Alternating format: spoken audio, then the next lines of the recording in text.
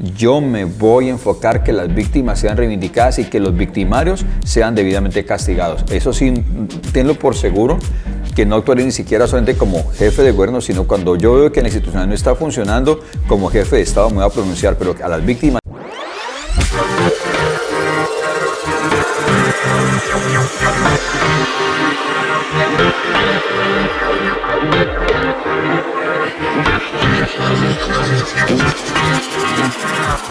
Bolivarenses, sean bienvenidos a un nuevo programa de Una Chicha por Bolívar.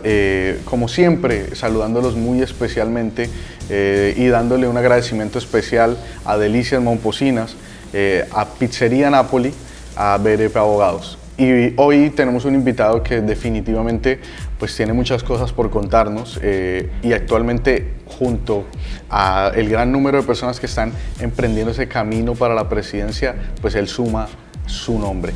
Y por eso le doy la bienvenida a John Milton Rodríguez a este espacio de Una Chicha por Bolívar. Bienvenido. Te lo agradezco mucho, qué bueno estar con ustedes y compartir en este espacio que es un espacio de oportunidad para toda la audiencia y siempre un honor estar con ustedes.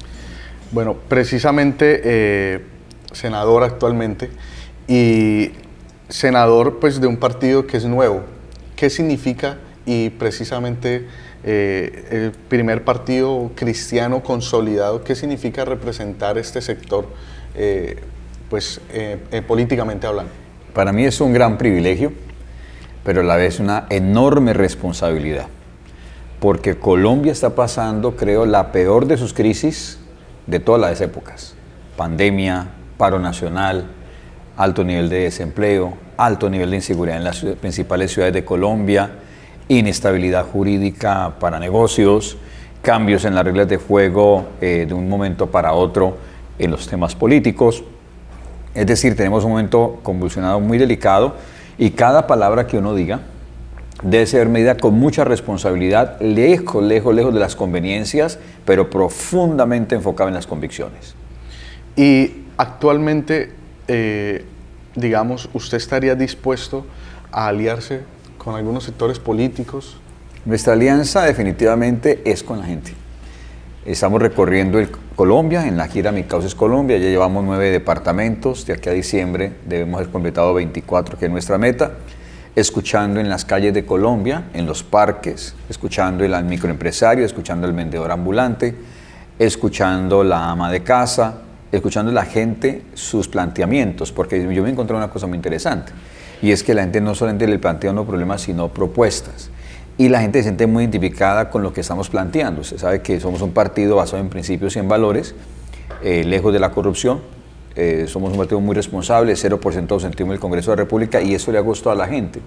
Les gustan las banderas que hemos defendido, de la familia, de la vida, de las libertades económicas, de la libertad religiosa, y les gusta mucho nuestra propuesta. Eso me ha parecido muy chévere porque, digamos, eso es un modelo de construcción de sociedad muy diferente a los modelos de gobierno que hemos tenido siempre. Ese es un modelo de gobierno que se basa en participación de la ciudadanía. Como sabemos, pues en estos momentos incluso es una elección histórica por la cantidad de precandidatos que hay, y en algún momento dado puede llegar a haber, o tiene que haber una reducción. En caso de que usted, porque su nombre, pues, me imagino todos quieren llegar hasta el final, pero en caso de que usted vea de pronto una opción de aliarse, ¿con quién lo haría?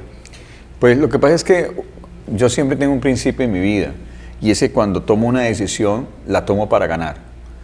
Yo soy más bien demoradito para tomar las decisiones, pero una vez la tomo, esta decisión me tomó casi 5 meses antes de tomar la decisión. Entonces mi panorama es, estoy enfocado en ganar, estoy enfocado no solamente en ganar, estoy enfocado en gobernar Colombia, y con mi equipo de trabajo, mi equipo académico, mi equipo económico, mi equipo técnico, estamos asumiendo el desafío de construir un plan de gobierno que represente las regiones de Colombia, tan olvidadas, en un centralismo recalcitrante que ha sido tan inútil. Entonces estoy trabajando en función de eso. Okay. Y no pero desde ya, por ejemplo, ¿usted descartaría alianzas con Petro? Totalmente, eso sí puedo decirlo. Digamos, todo aquel que represente el neocomunismo, que represente la incoherencia, como el señor Gustavo Petro, como el señor Alejandro Gaviria, que no nos representen absolutamente para nada, pues obviamente nosotros no estaremos, pues no tenemos nada que hablar allí. Nosotros estamos muy enfocados en defender los principios y valores republicanos que permiten la defensa de la propiedad privada, la generación de empleo, la reducción de impuestos, un Estado eficiente, las familias que sean familias emprendedoras. Apoyaremos todo el tema del acceso a la educación al 100%, el tema de que la salud no sea un negocio, sino que sea realmente un servicio de compromiso del Estado y las EPS y IPS al ciudadano, y estamos enfocados en eso. Estamos y podríamos decir que ese sector y esa línea iría más acorde con la derecha que con la izquierda. Yo pensaría que hoy en día me preocupa hablar de la derecha, porque en la derecha ya hay progresismo. Y hay personas que están en la derecha, pero... ¿Y progresismo, para los que no saben, qué podemos decir? El progresismo es una desconstrucción de los fundamentos de una sociedad. Es la desconstrucción de lo que significa el respeto por la vida. Es ir en contra de la vida desde la misma concepción. Es aceptar la idea que si una mamá no quiere tener un hijo, le puede quitar la vida desde el vientre. Es el concepto que hace que las personas piensen que las circunstancias, que un animal es lo mismo que una persona, que un árbol es lo mismo que una persona, un concepto de supremacía ambiental por encima de la mayordomía ambiental, que es la responsabilidad de las personas de administrar el medio ambiente y sus recursos. Un progresismo que lleva a Colombia, como lo está llevando hasta el día de hoy, infortunadamente, a asumir una agenda globalista que le impide desarrollar su propia agenda socioeconómica y que hace que hoy Colombia, por ejemplo, tenga un 80% de sus recursos sin debidamente ni administrarlos ni mucho menos explotarlos. Hay algo muy difícil, digo yo, y es, yo soy muy creyente y precisamente pues leo mucho la Biblia, y hay veces que uno se da cuenta que no todo lo que dice la Biblia va acorde, por ejemplo, con la Constitución. O sea, hay veces que, pese a que la Constitución invoca el nombre de Dios, da ciertas libertades que ya chocan en su momento con la Biblia. Por ejemplo, en un matrimonio homosexual, hablemos de eso, o el mismo aborto bajo las causales que incluso ya existen. ¿Cómo poder entonces encuadrar pues bajo digamos, bajo esos principios morales siendo presidente? Pues la Constitución, infortunadamente, está siendo irrespetada por la Corte Constitucional. Siempre, en mi caso, he rechazado esos pronunciamientos o esas sentencias de la Corte Constitucional que van en contra de la misma Constitución. Esto es bueno aclararlo, la Constitución sí defiende la vida. El artículo 11 de la Constitución defiende la vida y prohíbe la pena de muerte. También la Constitución, en su artículo 42, define la familia como la decisión voluntaria de un hombre o de una mujer de constituir ese núcleo fundamental de la sociedad. De hecho, el artículo 44 de la Constitución también vela por los derechos del niño, que están por encima de los derechos de los adultos. Entonces, la Constitución está clara y es absolutamente coherente con lo que nosotros creemos. Lo que no es coherente es lo que la Corte Constitucional ha pretendido hacer, que es lo que tú estás compartiendo acá. Y esa interpretación que da la Corte, pues ya hoy en día hace parte de ese bloque de constitucionalidad. No todo. Por ejemplo, el matrimonio sigue siendo definido por lo que dice la Constitución, no por lo que dicen las Cortes. La Corte Constitucional, aunque ha querido dar una interpretación y todo eso, le ha pedido al Congreso de la República que legisle sobre la materia. Y las veces que el Congreso se ha referido es, no, seguimos respetando lo que dice la Constitución, más no lo que dice la Corte Constitucional. ¿Y cómo intervenir desde la rama ejecutiva con lo que corresponde a las otras ramas, como la judicial y la legislativa? Muy buena pregunta. Mire, la rama ejecutiva es una rama de liderazgo, es la rama del estadista de la nación, es la rama que da el mensaje de construcción de sociedad, es la rama o es el líder que ayuda a privilegiar en Colombia el derecho a la vida y el derecho a que los ciudadanos tengan el respeto por la Constitución. Yo seré ese presidente.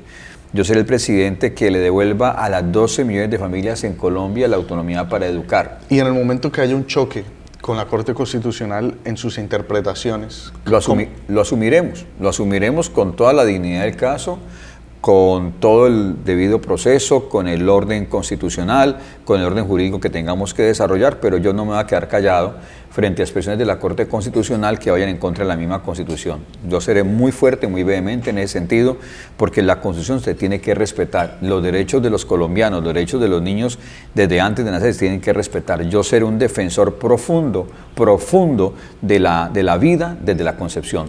Sin ninguna duda que así lo haré, le repito, respetando el rigor jurídico y el rigor constitucional. Bueno, este programa se llama Una Chicha por Bolívar, por eso quiero invitarlo a degustar. Ya la estamos tomando, mejor dicho. Es más, yo me voy a terminar el primer tarrito y me ha gustado muchísimo. ¿Sabes qué? Esta chicha es una chicha además de que es muy rica, es muy saludable. Al menos es natural. Sí, no he sentido ningún efecto extraño. Quiero aclarar la opinión pública. No, es totalmente natural y sobre todo de receta bolivarense de nuestro municipio de Monpós. Deliciosa. Le felicito a quienes son los dueños de esta empresa. Bueno, digamos, ser de un sector como el cristianismo muchas veces trae persecuciones también políticas. ¿Alguna vez lo han amenazado de muerte? Sí, señor. ¿Recientemente? Sí, señor. Infortunadamente, al principio fueron amenazas, intimidaciones, más de 130 expresiones en las redes sociales, en su momento debidamente denunciado a las autoridades, pero recientemente sí, infortunadamente hace unas 4 semanas recibimos ya directamente de una organización al margen de la ley, la Goberto Ramos de las FARC, declarándonos obviamente a gente de mi equipo de trabajo y a mi persona como objetivo militar por nuestras manifestaciones hechas en el marco del terrorismo y del vandalismo. Yo nunca me he referido a la primera línea. Ellos dicen que yo me he referido a la primera línea, nunca me he referido a la primera línea y nunca he dicho mentiras. Y ahora último también se han acentuado esas amenazas vía telefónica. En las 2 últimas semanas hemos recibido 2 llamadas sucesivas reafirmando la amenaza. ¿Ha de pronto ya obviamente denunciado esto? Sí, señor. Sí, ya la institucionalidad está al frente del tema, se ha fortalecido los esquemas de seguridad. Infortunadamente uno de mis asesores ya no pudo trabajar más conmigo y tuvo que irse del país para pedir asilo político, pero mi decisión ha sido seguir hacia adelante. Yo creo primeramente que Dios nos protege y que la institucionalidad va a dar las garantías para hacer nuestro trabajo hacia la aspiración a la presidencia de la República. Y precisamente usted, ya que menciona, bueno, los lamentables sucesos con las FARC, ¿qué piensa usted de los acuerdos de La Habana? ¿Y usted seguiría? Mi postura ha sido muy clara sobre el tema de los acuerdos de paz. Ningún acuerdo de paz será bueno si a las víctimas no se les hace justicia. Mi postura firme y clara siendo presidente de Colombia, y seré realmente muy, muy intenso en eso. No habrá día en mi gobierno que no le exija o a la justicia ordinaria o al Tribunal de Justicia y Paz o a la misma JEP la rendición de cuentas y resultados efectivos en la reivindicación de las víctimas del conflicto armado. Póngale como le ponga el nombre, las víctimas es lo que tenemos que garantizar que sus derechos sean completamente reestablecidos. Es decir, pero usted seguiría con la implementación del mismo. Es que la implementación está en manos ya de la institucionalidad colombiana que se reconoció en el acuerdo de paz, que se reconoció y que se refrendó ilegítimamente en el Congreso de la República por encima de la voluntad de los colombianos. Como presidente de Colombia, lo que yo voy a hacer es, frente a las víctimas del conflicto armado, se les garantice su reivindicación, y frente a los victimarios que paguen las penas máximas que cada tribunal establezca, porque no puede ser que sea un acuerdo de impunidad, un acuerdo que, aunque mucha gente le molesta, es verdad, es un acuerdo supremamente complicado, es frágil en su presupuestación, se presupuestan cerca de 123, 124 millones de pesos para 12 años. ¿Usted lo respetaría tal y como está? Yo haría respetar el derecho de las víctimas. Es que el problema es que el acuerdo no está respetando a las víctimas. O sea, ¿usted lo cambiaría? Yo, más que cambiarlo, es que se respete la reivindicación de las víctimas del conflicto armado. Es que aquí hablan de cambiar y no cambiar, y yo no quiero, no porque tú me lo preguntes, sino porque sectores políticos de un lado o de otro quieren robarse un protagonismo sobre la idea de poder cambiar o no cambiar. A mí no me importa cambiar o no cambiar, a mí lo que me importa es que a las víctimas se les reivindique. Y eso implica fortalecer propuestas legislativas, y eso implica exigir presencia inclusive de organizaciones internacionales para que eso se garantice. Yo me voy a enfocar que las víctimas sean reivindicadas y que los victimarios sean debidamente castigados. Eso sí, tenlo por seguro, que no actuaré ni siquiera solamente como jefe de gobierno, sino cuando yo veo que la institucional no está funcionando, como jefe de Estado me voy a pronunciar, pero a las víctimas hay que respetarlas y a los victimarios hay que castigarlos como debe de ser. Bueno, precisamente estamos en el marco del primer debate que ha habido de precandidatos a la presidencia, y en uno de los paneles un candidato del uribismo, específicamente Zuluaga, mencionó a los cristianos y decía que él prácticamente ya había tenido acercamientos, que representaba también ese sector. ¿Ustedes han hablado con este sector político, con el uribismo? Primero, yo desmiento completamente eso. Nosotros tenemos una autonomía, una independencia en nuestra participación política, y la cercanía que tenemos nosotros con la ciudadanía.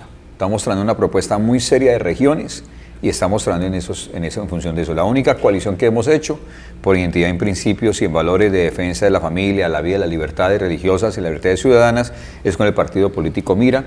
Iremos en esa coalición al Senado de la República con un partidor muy interesante, cercano al 1.200.000 votos. Ellos están definiendo o decidiendo si van o no van con una candidatura presidencial. De definirlo de esa manera, iríamos a una consulta interpartidista, Partido Político Mira y Partido de Colombia Justa Libres en el mes de marzo, pero no hemos hablado de ningún otro tipo ni decisiones sobre alianzas, coaliciones, de ninguna manera. Tenemos una autonomía, una independencia, ahora somos una voz y no un eco.